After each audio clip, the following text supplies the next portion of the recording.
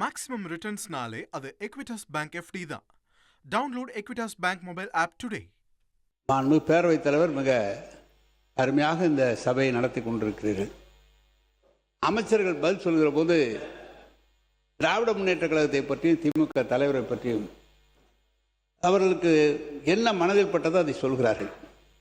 நீங்கள் அது தவறு என்று சொல்லி நீக்குகிறீர்கள். ஆனால் நேரடியாக லைவ் போய் கொண்டிருக்கிறது. அந்த காலத்தில் லைவ் நேரடியாக கண்ட்ரோலில் இருக்கும், பத்திரிகையெல்லாம் வராது. இப்போ நீங்கள் நீக்கினா பத்திரிகைகள் தான் வராது.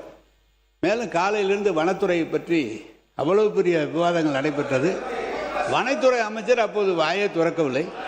சம்பந்தமே பண்ணால் பெரிய இருக்கிற எங்களை விட சீனியர் செங்கோட்டையன் எனக்கு முன்னால் சட்டமன்றத்துக்கு வந்தவர்.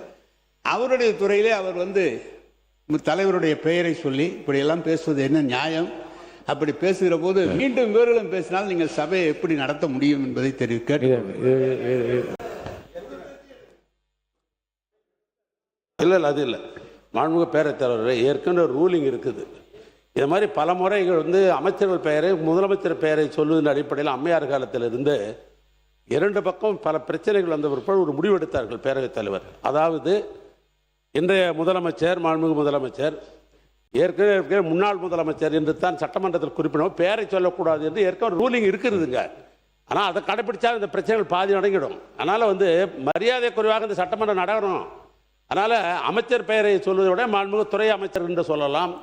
அதுவும் குறிப்பாக முதலமைச்சரை விழிக்கிற பொழுதும் சரி, முன்னாள் முதலமைச்சரை விழிக்கிற பொழுது முன்னாள் முதலமைச்சர் என்று தான் விழிக்கிற ரூலிங் இருக்கிறது. அதனால் அப்படி கடைபிடிச்சாதான் ஒன்று. இன்னொன்று ஏற்கனவே என்னன்னு கேட்டீங்கன்னாக்கா, ஏதாவது அவசர கருதி உடனே பதில் சொன்னாதான் அமைச்சர்கள் எழுதணும். ஏன்னா அமைச்சர்கள் கடைசியாக பேசுவதற்கு நிறைய வாய்ப்பு உண்டு அவர்களை பொறுத்தளவுக்கு. நேரத்தினால கருதி சொல்றேன். நான் எல்லாத்துக்கும் எழுந்து அப்பப்போ பதில் சொல்லணும்னு உங்களால் நேரம் கொடுக்க முடியாது. அதையும் கொஞ்சம் பாருங்க. மாண்புடைய உறுப்பினுடைய கருத்துக்கள் கவனத்தில் கொள்ளப்படும். மாண்பு அவை முன்னவர் அவர்கள். மாண்பு பேரவைத் தலைவர் அவர்களே, எடுத்தாச்சு. மாண்பு பேரவைத் தலைவர் அவர்களே, மாண்பு முன்னாள் அமைச்சர் இங்கே உரையாற்றுகிற போது சொன்னார்கள் 10,000 கிடைக்கும், 4,000 கிடைக்கும் என்றெல்லாம் சொல்லி எப்போது கிடைக்கும் என்று நாங்கள் ஆசைப்பட்டு ஓட்டு போட்டோம் என்று சொன்னார்கள். உங்களுக்கு ஓட்டு போடாத காரணமே பட்டா கொடுத்தீர்கள், ஆனால் இடமில்லை என்றுதான் மக்கள் கேட்டுக்கொண்டிருக்கிறார்கள். மாண்பு உறுப்பினர் பேசுங்க. குறுக்கீடு இல்லை. மாண்பு உறுப்பினர் அவை முன்னவர். மாண்பு முன்னாள் முதலமைச்சர் அவர்கள், நீங்கள் பேசுவது அழகாகத்தான் இருக்கிற. ஆதாரம் கேட்டீர்கள். ஆதாரம் எவ்வளவு வேண்டுமானாலும் உங்களிடத்திலே ஒப்படைக்கிறோம். இல்ல எங்கிட்ட ஒப்படைங்க, நான் பார்த்து உங்களுக்கு கொடுக்குறேன். இல்ல உங்களிடத்து கொடுத்து அவங்கள்ட்ட கொடுக்க போறோம். ஏன்னு சொன்னீங்கன்னா உட்காந்து ஒரே நிமிஷம் அவசரப்படாதீங்க. இல்ல மாண்பு உறுப்பினர் நான் பேச நீங்க அவை முன்னவர் பேசி முடிக்கட்டும், விடுங்க. அவை முன்னவர் பேசுங்க. மாண்பு பேரவைத் தலைவர் அவர்களே, எங்க இடத்துல வந்த மனுக்கள் அத்தனை இருக்கிறது. பட்டா கொடுத்துட்டாங்க, இடம் காட்டாது விட்டாங்க. இடம் எங்க இருக்குன்னு எங்களுக்கு தெரியலன்னு சொன்னாங்க.